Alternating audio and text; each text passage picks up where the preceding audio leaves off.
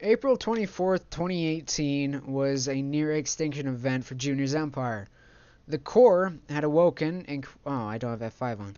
The core had awakened and created created a spacequake, as the island officials call it. This lasted for roughly 5 minutes, but caused $3.9 billion in damage. I can read. To give you an example of how much money this is on the island is roughly worth $7.1 billion of US dollars, I should say. There were no casualties in this event, however, this greatly dampened the profit margin of Junior's Empire. Although Leaf and Dia has created multiple different forms of profit from their farming techniques, they have created multiple different plant organisms that create more profit and healthier substance and everything like that. The island also quickly recovered, however, that'd be, 6? 6 months later, the Inferno Glacier Battle of Los Santos occurred. There were over 500 casualties in this battle, all being Glacier, and was fought between 24 Inferno Ash soldiers. That's really hard to say. This enraged the Guardian, who is the owner, or I guess guardian, of Glacier. At least this is what he calls himself. However, he has soldiers that only live for battle. They don't have families or anything, as Lawson Fryer stated in his news article for Inferno Ash News and other information. However, I stated that I did not like doing so. I don't like killing that many people, especially in a matter of 16 hours, but I had to, because I knew they were planning an attack on Los Santos, and I needed to stop it. So what other way could I do so than hiring Cog Strafer and two of the best frontline men, well, man and woman, for the job. However, I did not state to kill as many as possible, which is what they did. I stated to hold them back for roughly 10 hours. However, my men and women held them back for 16 hours and killed 524 of them. Was it 524? It's roughly around here. No, that's 23 casualties. That's not what it is. Where is it? It was 513 casualties. Okay, and 23 casualties. What? Where is this? Oh, right. So that's the complete article. If you'd like to see that, please visit our page. It's linked down below. It's the Inferno Ash page on Facebook. This battle occurred on November 1st, 2018. 6 days later, the Guardian had ordered 13 of his men, I believe is what it was, to attack one of our bases up north in Paleto Bay. This is in Los Santos. I'm sorry, San Andreas. They infiltrated the base. I've already done a thing here. In the facility, they found the KMT, which is our, not theirs, which is our Cursunetic molecule transporter. That's what we use to get from the island to Earth and vice versa. As of right now, I think you can paint the picture pretty clear. They found the KMT, they transported themselves to Junior's Empire, and they assaulted our island. They killed 22 of our residents, 13 of them being Leaf and Dians, and the rest being Infernians. They also caused $713,000 in damage. This was from just destroying property from their weapons and throwing things into fire, such as wood and valuable belongings. What I mean by wood is throwing pieces of housing and things similar to that into fire and the core. One of them fell into the core after coming down to the underworld and was burned. We consider this to be not accidental, but the core protecting or attempting to protect the island, since we have donated so much to it. If you're unaware, we cremate the people of Infernal Ash into the core. The people consider it a ritual and a blessing to be cremated into the core, because the core provides all power to the island, and they believe by sacrificing their body, they can help repower the island, even though the core has nearly unlimitless power. Deegan Janssen has created a device for, it's basically a barricade for the outside of the island. It is a force field that traps anything such as projectiles like meteors, asteroids, things similar to that. So if anything gets lunged at the wall of Infernal Ash, it is transported to the inside of it due to our KMT. It hits the outside of the wall and is broken up into tiny molecules. The molecules are transported to the inside, and the core devours it, which gives it more power. This has greatly increased protection from the outside. I mean, the glass on the outside was already very protected, but this helped it greatly.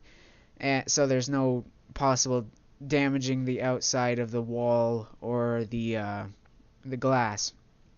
And this has also provided more power to the island. We did have an incident back in October 13th where the core had a bit of an overpower state. It gained too much from the debris. It ate too much of it and overpowered our systems. Our systems being the lighting and our technology systems. So we simply had to send some of that power off into space. However, we should have reserved that power, because now we're going to have to shut down the island, because we have to deconstruct the KMT and we have to create a new KMT that will only be able to transport our CEOs, so myself and Swedish Viking. Due to the fact that our facility up in Paleto Bay, it's now being protected greatly, but we cannot take another risk of them getting in there and doing another attack on Infernal Ash, excuse me. So we're going to be deconstructing the KMT and creating another one for myself and Swedish Viking to transport back to Earth if we need to do so. We have Deegan Janssen to thank greatly for many inventions on this island. He has helped us not prevent, but help with the H-53S stage, which was the Hellspit stage, and it was the 53rd stage. If you don't know, I made an entire video on that, so you can check that out if you'd like. Anyways, what I'm getting at is we're no longer allies with Ayersville or Leaf and Dia. Leaf and Dia no longer wants to reside in Infernal Ash due to the recent attack.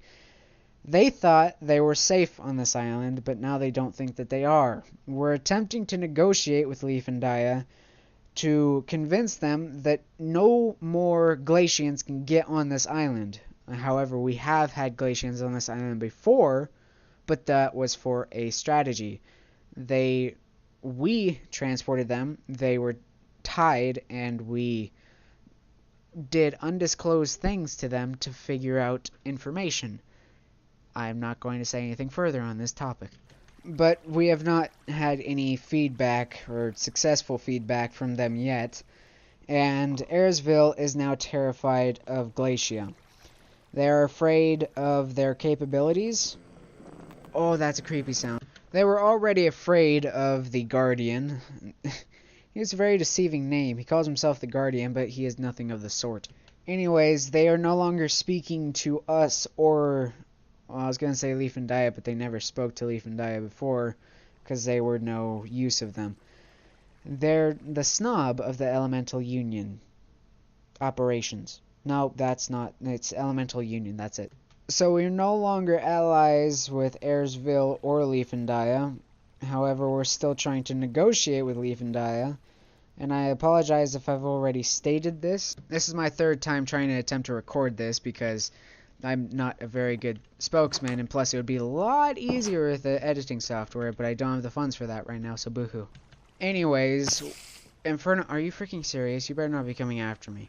Infernal Ash has been receiving 50% of Leaf and Dia's profit since we have taken them under our wing and we have protected them for roughly 25 years. They still have not gotten on their feet from being roughly 300 years old. So this has also put a damper on Junior's empire, and we also are investing very much money. Very much money? Is that how you say it? I don't care if it is or not. We're investing a lot of money into new technology to prevent Glacia or any other elemental union or any other union. There are other unions. Swedish Viking and I have still yet to discuss more about other unions. We're still working on the elemental. Anyways, what was I saying? We're going bankrupt, is what I'm saying. There is going to be an island reset. Enough with the story talk right now. I'm getting real. I'm getting real? No. It's Jerry and Harry are resetting Skyblock. All of Skyblock. So there's no longer going to be 5 worlds. There is only going to be 1. I was going to say 3 because we're on Skyblock 3 right now. We're the Skyblock 3 champions. Woo! Anyways, we're going to lose all of our money. So, all of this Moon, hold on, let me do this and this. We're going to lose $5 million. Not that big of a deal. However, all of the Junior's Empire's progress will be deleted. However, not clickbait, kind of, we will be able to have world saves. So it's basically like saving a world off of the internet and then implementing it here. So we basically just have to save the coordinates. So I'm going to record this, don't forget the coordinates here. Yeah, the coordinates are here, I think so. I don't know how to read coordinates. Anyways, let me find a new spot. This is happening on November 30th, so I've posted on our Facebook page that all of Junior's Empire's progress will be halted for the time being. I said we can't, or the person who wrote that can't, or is not obligated to say why. This is what this video is about. We're stopping progress to figure this out. I was very nervous when that post happened, but I've been reassured.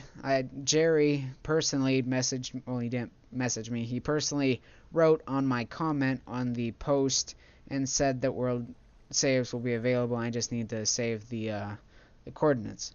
So all the blocks and everything will be saved. All the things in the chest will be saved. So if we're losing $5 million but keeping this, I'm okay with it, because Ryan and I have put 3 years into this island, and it would be heartbreaking to lose the progress of this. I care about this island dearly. This is where I go to express my creativity. Obviously, as you can see here, not all of this is my work. Actually, that building right there is Ryan's work, I believe.